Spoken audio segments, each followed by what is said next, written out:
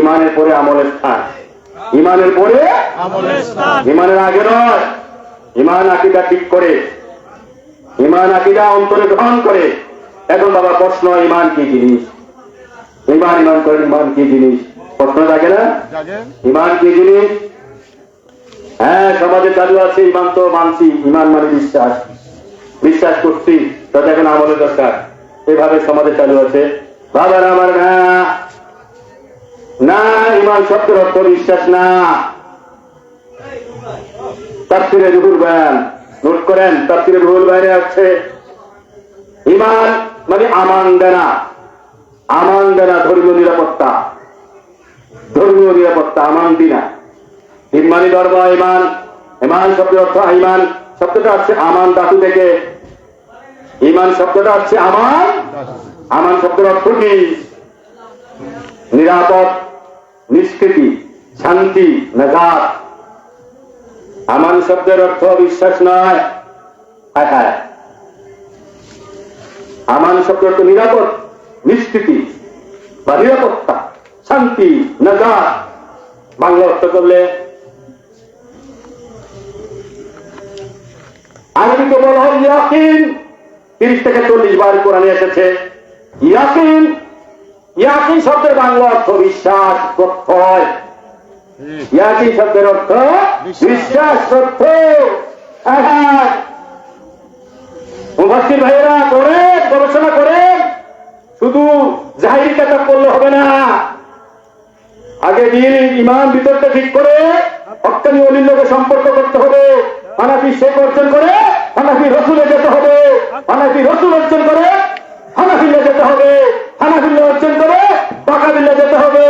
এরকম অনেক স্তর আছে। ওই স্তরে যাইতে পারলে, ওই বাগানে যাইতে পারলে জাহের বাতিল নিয়ে গবেষণা করতে পারবেন। এই আল্লাহ রাসূলের কোরআনের প্রতিটা শব্দের লিকুল্লি আয়াতুন লিকুল্লি হারফুন যাহিরুন বাতিনুন।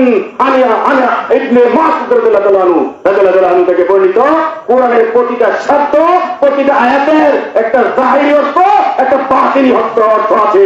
হে রাহুল আসকার, ইয়া রাসূলুল্লাহ, আচ্ছা শুধু জাহির অর্থ জানলাম, বাতিন অর্থ জানার চেষ্টা করলো না, মানলো না, কোরআন মানা হইল না।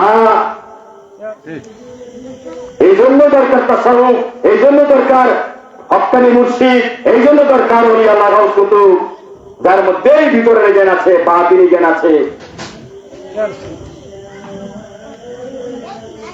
কি বলছিলাম? ইয়াকিন শব্দের অর্থ বিশ্বাস, ঈমান শব্দের অর্থ বিশ্বাস না। ওয়ামানাহুম মিন খাউফ, ওয়ামানাহুম মিন, এখানে আমান শব্দের অর্থ কি? ওয়ামানাহুম মিন খাউফ, তারা ভয় থেকে নিষ্কৃতি, ভয় থেকে নিরাপদ। এখানে ঈমান শব্দের অর্থ কি দাঁড়ালো? আমান, আমান থেকে তো ঈমান। আমানাহুম মিন খাউফ, সূরা লাস্টিতে সূরার মধ্যে আছে ওয়াহাদা বালাদিল আমিন, মানে কি? বালাদিল আমিন নিরাপদ শহর। মক্কা মদিনাকে কি বলা হয়েছে? তো নিরাপদ। এখানে আমিন শব্দের অর্থ নিরাপদ, আমিন ঈমান থেকে ঈমান। হ্যাঁ, কোরআনে প্রমাণ করে ঈমান শব্দের অর্থ নিরাপদ, নিষ্কৃতি, শান্তি, মুক্তি, নাজাত।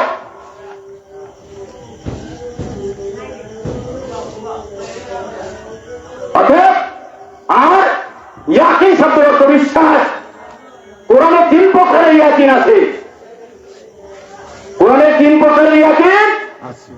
ইলমুল ইয়াকিন, আইনুল ইয়াকিন, হক্কুল ইয়াকিন। যারা তাসাউফ করেন এটা পাবেন। 3 প্রকার জ্ঞান, 3 প্রকার বিশ্বাস।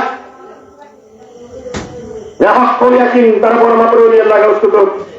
হক্কুল ইয়াকিন যারা পৌঁছে গেছে, সাধারণ বুঝল রিয়াজতের বিষয়, ধ্যান জ্ঞান, কঠিন পরিশ্রমের বিষয়। তাহলে আর ঈমান শব্দ অর্থ পাইছে কি? নিরাপত্তা। এখন হুজুর এটা তো বুঝলাম, এখন ঈমান বলতে আমরা কি বুঝবো? ঈমান শব্দ আমান ধাতু থেকে এসেছে, যার অর্থ নিরাপদ, নিরাপত্তা, নিষ্কৃতি, শান্তি, নাজাত, মুক্তি। আর ঈমান শব্দের অর্থ আপনি করবেন, ঈমান শব্দের অর্থ করবেন ঈমান কি?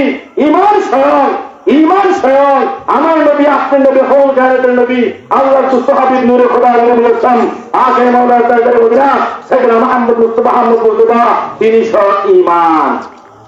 তিনি স্বয়ং মানে অর্থ দাঁড়াবে তিনি স্বয়ং ইমান, তিনি নিরাপত্তা দাতা, শান্তিদাতা, নাজাত দাতা, মুক্তিদাতা, পরিত্রাণ দাতা। হায় হায়, ইমান শব্দ অর্থ কি দাঁড়ালো? আমার নবীজি স্বয়ং ইমান, নবীজি স্বয়ং ইমান। বাংলা অর্থ বললে কি হবে? তিনি মুক্তিদাতা, নিরাপত্তা দাতা, শান্তিদাতা, নাজাত দাতা। কোথেকে? দুর্যোগের আগুন থেকে। তাহলে ইমান শব্দ রক্ষা করলে দাঁড়ায় আমার নবী, আপনার নবী, কায়নাতের নবী, তিনি কুল কায়নাতকে দুর্যোগের আগুন থেকে নিরাপত্তা দিবেন, নাজাত দিবেন, মুক্তি দিবেন, শান্তি দিবেন, পরিত্রাণ দিবেন। তিনি স্বয়ং ইমান, তিনি স্বয়ং